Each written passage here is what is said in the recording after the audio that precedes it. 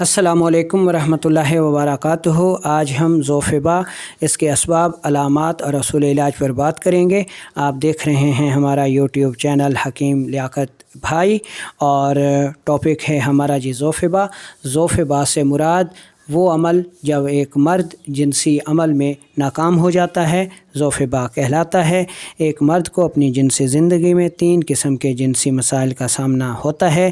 اس مضمون میں ہم ان کے اسباب، علامات اور اصول علاج پر روشنی ڈالیں گے۔ پہلے نمبر پر جماع کا خیال نہ آنا، انتشار اور سختی کی کمی۔ اس حالت میں اعصاب میں غیر طبعی تحریک، عضلات میں تسکین اور غدود میں تحلیل ہوتی ہے۔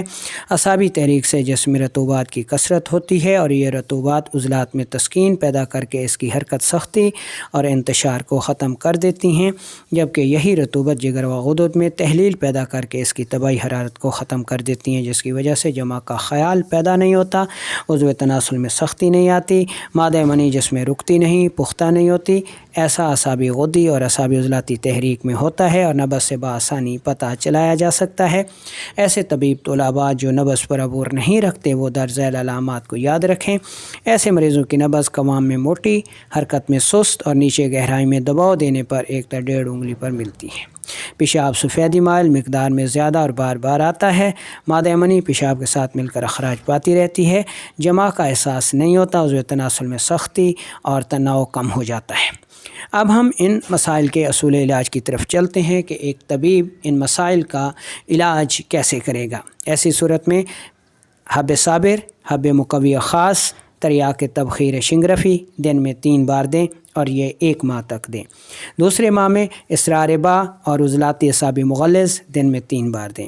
عام لوگ درج ذیل اشیاء استعمال کریں۔ سنگھاڑا، آملہ برابر وزن سفوف کر لیں، اور 1 چمچ چائے والی دن میں 2 بار استعمال کریں۔ لونگ، دار چینی کا قہوہ دن میں 3 بار استعمال کریں۔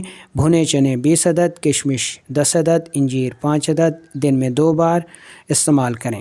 ہفتے میں 1 دن مچھلی ضرور کھائیں۔ کالے چنے کا شوربہ صبح شام استعمال کریں۔ انڈا 1 عدد روزانہ کھائیں، اور شہد 1 چمچ صبح شام استعمال کریں۔ دوسرے نمبر پر منی کا خشک ہو کر کم ہو جانا، عضو تناسل کا سکڑ کر چھوٹا ہو جانا آتا ہے۔ اس حالت میں عضلات میں غیر طبعی تحریک، جگر و غدود میں غیر طبعی تسکین اور اعصاب میں تحلیل ہوتی ہے۔ عضلاتی تحریک سے جسم میں ترشی و تیزابیت کی کثرت ہوتی ہے۔ یہ ترشی غدود میں تسکین پیدا کر کے غدود میں کمزوری پیدا کر دیتی ہے، جبکہ یہی ترشی دماغ و اعصاب میں تحلیل پیدا کر کے اس میں ضعف پیدا کر دیتی ہے، جس کی وجہ سے عضو تناسل سکڑ کر چھوٹا ہو جاتا ہے۔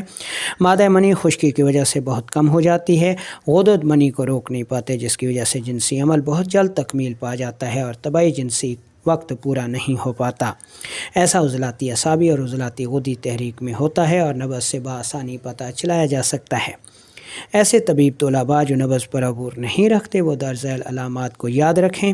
ایسے مریضوں کی نبض قوام میں پتلی، حرکت میں تیز، سخت اور بالکل اوپر 3 سے 4 انگلیوں پر ملتی ہے۔ پیشاب سرخی مائل یا سیاہی مائل مقدار میں کم آتا ہے۔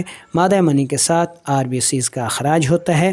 جماع کا احساس تو ہوتا ہے، لیکن عضو تناسل میں سختی اور تناؤ کم ہو جاتا ہے، جس میں گیس اور قبض ہوتی ہے، اور ایسے مردوں میں دوران مباشرت، سر درد، دل میں درد، دل کی دھڑکن میں تیزی اور سانس کے پھولنے کی علامات بھی سامنے آتی ہیں، جس کی وجہ سے ایسے مرد حضرات اپنے جنسی عمل کو جاری نہیں رکھ سکتے، اور مجبوراً انہیں جنسی عمل روکنا پڑتا ہے، اور وہ ذوفبا کے شکار ہو جاتے ہیں۔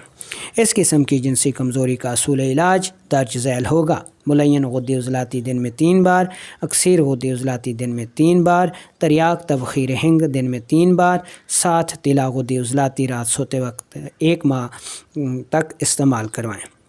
1 ماہ کے بعد تقویت کے لیے لبوب غدی اعصابی دیں، اور ساتھ حب شباب آور دیں۔ عام لوگ اس قسم کی جنسی کمزوری کے لیے درج ذیل تدابیر اختیار کریں۔ اول 20 دن یہ دوا استعمال کریں۔ تیز پات، سنا مکھی اور پودینہ خشک برابر وزن سفوف کر لیں، اور 1/4 چمچ چائے والی دن میں 3 بار استعمال کریں۔ اس کے بعد اخروٹ 5 عدد، پستہ 10 عدد، بادام 5 عدد صبح شام کھائیں، اور اوپر سے شہد 1 چمچ چاٹ لیں۔ آم اور کھجور کا ملک شیک صبح شام استعمال استعمال کریں۔ بٹیر 1 عدد ہر 2 دن کے بعد استعمال کریں یا بکرے کی یخنی استعمال کریں۔ اسکند ناگوری، مغز پنبہ دانہ اور سونڈ برابر وزن سفوف کر لیں اور آدھی چمچ چائے والی دودھ کے ساتھ استعمال کرتے رہیں، جس سے یہ جنسی کمزوری دور ہو جاتی ہے۔ تیسرے نمبر پر پیدا ہونے والی جنسی کمزوری میں منی میں حرارت کی زیادتی سے منی کا پتلا پن اور عضو تناسل کا پتلا پن ہو جانا آتا ہے۔ اس حالت میں غدود میں تحریک، دماغ و اعصاب میں تسکین اور عضلات میں تحلیل ہوتی ہے۔